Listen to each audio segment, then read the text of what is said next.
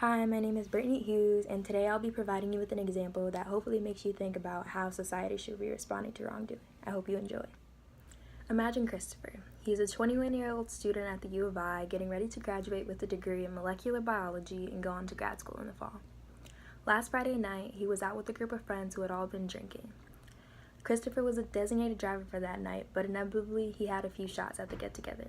Yet he felt that he was still lucid enough to drive, so that's exactly what he did.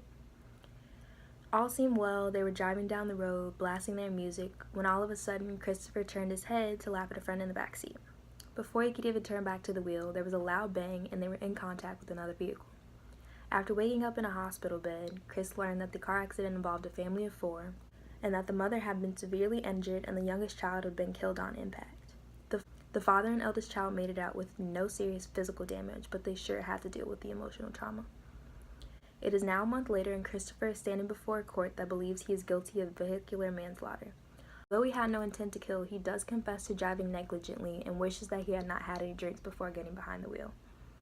Today I'm here in hopes of proving that although Chris engaged in wrongdoing, it is our job as a society to figure out the best way to respond to this act.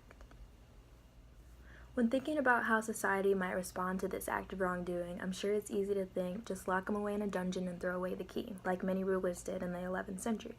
Plenty of kings used dungeons as a way to exert power over those who they felt had wronged them in some way or had been a threat to their reign.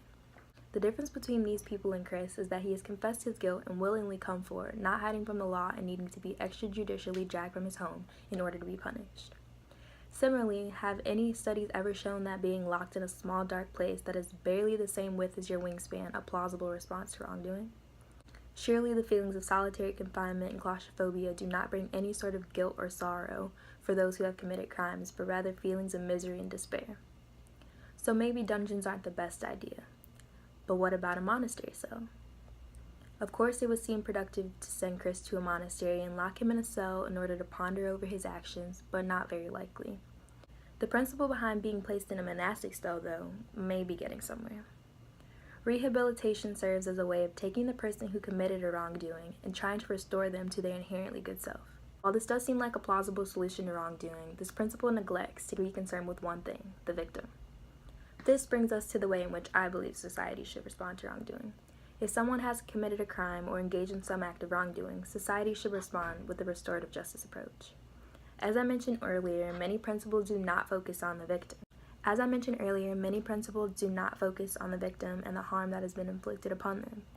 A key component of the restorative justice approach is that it asks what harm has been done and how can that harm be repaired, whether it be physically or emotionally. Along with this, restorative justice recognizes that harm flows both ways. So while one person may have